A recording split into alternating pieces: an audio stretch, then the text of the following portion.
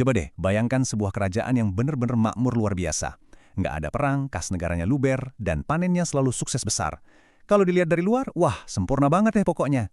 Tapi, ternyata kerajaan ini lagi menderita gara-gara satu penyakit mematikan yang sama sekali nggak kelihatan. Bukan, ini bukan wabah virus, tapi pembusukan dari dalam. Lebih tepatnya, pembusukan hati manusia.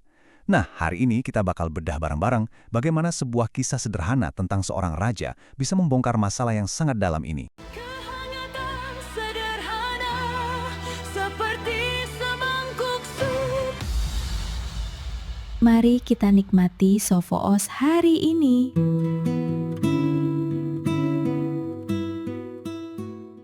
Jadi, saya mau tanya langsung nih ke kalian. Sebenarnya apa sih yang membuat manusia itu berubah? Sang raja di kisah kita ini mulai sadar ada pergeseran yang jujur aja agak mengerikan di tengah masyarakatnya. Rakyatnya yang dulu terkenal jujur banget, tiba-tiba mulai suka main belakang. Mereka yang tadinya rendah hati, kok malah jadi penuh dengki. Secara fisik sih, semuanya masih kelihatan oke. Baju mereka bagus-bagus, rumahnya mewah, tapi ada kebencian yang disimpan rapat-rapat di balik senyum ramah mereka. Nah, ini membawa kita ke bagian pertama, kegelisahan hati sang raja. Sang raja sadar betul nih, kedamaian yang sejati itu nggak akan pernah bisa dibangun di atas fondasi kemunafikan dan hati yang perlahan membusuk. Masuk ke bagian kedua, ujian dua masakan. Di sini, sang raja mulai mengeluarkan sebuah titah yang benar-benar nggak biasa. Oke, mari kita selami ceritanya lebih dalam. Untuk memecahkan teka-teki moral yang rumit ini, suatu pagi sang raja tiba-tiba memanggil juru masak istananya. Dan tebak, dia nggak minta laporan keuangan atau nanya soal strategi militer, dia malah ngasih perintah yang bisa dibilang ekstrim banget. Di satu sisi, raja minta dibuatkan makanan yang paling lezat sedunia. Tapi di sisi lain, dia juga minta hidangan kedua, yaitu makanan yang paling gak enak atau kasarnya paling menjijikan di dunia. Sang koki jelas kaget bukan kepalang dong, permintaannya absurd banget kan? Tapi ya, namanya juga abdi dalam, dia cuma bisa menunduk mengiyakan dan langsung putar otak. Nah, yang bikin penasaran itu kejadian di dapur istana pas malam harinya. Suasananya sepi banget. Koki kita ini kelihatan kerja sendirian dengan super fokus. Tapi coba perhatikan deh, dia dengan sengaja nggak pakai bahan-bahan mahal. Dia nggak nyentuh rempah-rempah langka dari luar negeri atau daging eksotis yang harganya selangit. Dari semua persediaan istana yang melimpah ruah, dia cuma ambil satu bahan baku. Cuma satu, dan itu adalah bahan yang sangat-sangat biasa. Dari satu bahan misterius ini, sang koki ngelakuin dua cara masak yang bedanya kayak bumi dan langit.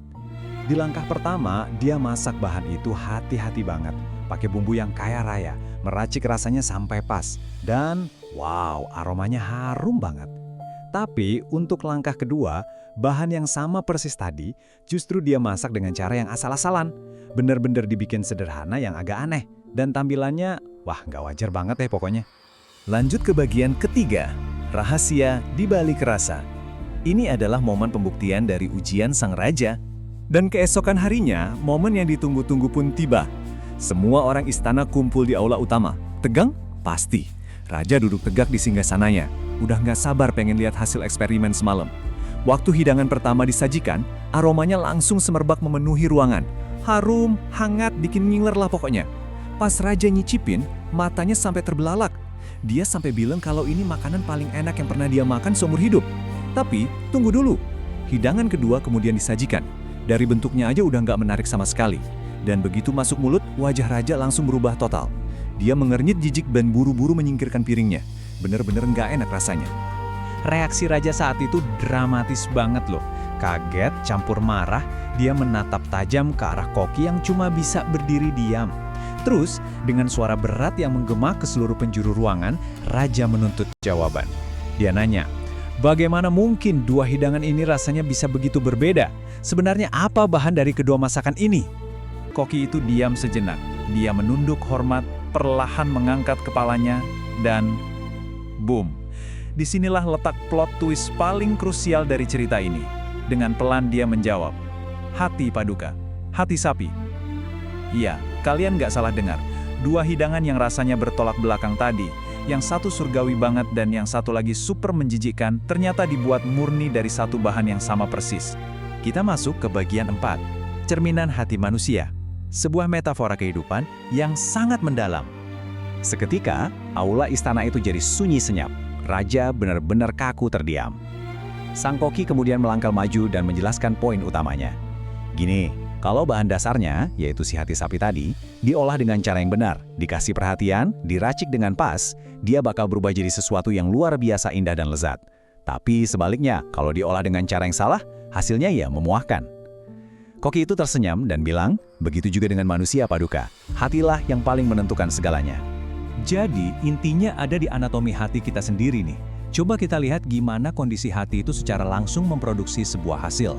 Kalau hati kita diisi sama hal-hal seperti kasih, kejujuran, dan rasa syukur, outputnya pasti berupa perkataan yang lembut, tindakan yang benar, dan hidup yang rasanya damai berkecukupan.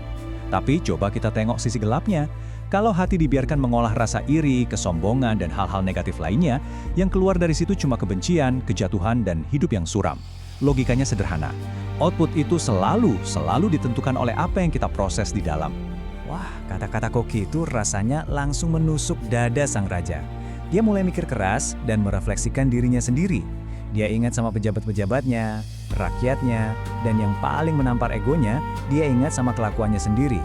Dia mulai bertanya-tanya, udah berapa kali sih selama dia berkuasa, keputusan-keputusan besar itu diambil bukan pakai kejernihan hati, tapi gara-gara emosi sesaat, egoisme, atau sekedar gengsi biar menang sendiri. Dan ini membawa kita ke bagian kelima, awal dari kehidupan, momen yang menjadi titik balik bagi sang raja. Kesadaran yang pahit ini akhirnya membuahkan transformasi yang nyata banget. Raja sadar kerajaannya itu nggak lagi diserang musuh dari luar, tapi lagi pelan-pelan membusuk dari dalam. Masalah utamanya bukan soal harta benda, tapi gimana kondisi hati mereka. Sejak hari itu, Raja benar-benar mengubah cara kerjanya. Dia nggak cuma ngurusin tata kota atau ekonomi aja, tapi mulai serius merhatiin isi hati manusia. Dia ngajarin integritas ke jajaran pemerintahannya, ngingetin rakyatnya buat terus jaga hati. Dan yang paling keren, tiap kali dia mau ketuk palu keputusan, dia selalu berhenti sejenak dan nanya ke dirinya sendiri, apakah keputusan ini benar-benar datang dari hati yang bersih? Sebagai penutup, kisah kuno ini sebenarnya ninggalin kita sama satu pengingat yang sangat kuat. Jagalah hatimu dengan segala kewaspadaan, karena dari situ terpancar kehidupan. Pada akhirnya, kualitas hidup kalian, entah itu soal kebahagiaan atau kedamaian batin, itu sama sekali nggak ditentukan oleh seberapa mulus keadaan di luar sana. Tapi semuanya bergantung pada apa yang kalian pelihara, apa yang kalian masak di dalam hati kalian sendiri. Jadi, pertanyaannya buat kalian hari ini, bahan apa sih yang sebenarnya sedang kalian olah di dalam hati kalian? Oke, sekian dulu sesi bedah materi kita kali ini. Terima kasih banyak udah dengerin, dan sampai jumpa di pembahasan menarik kita selanjutnya. Mari kita nikmati Sofoos hari ini.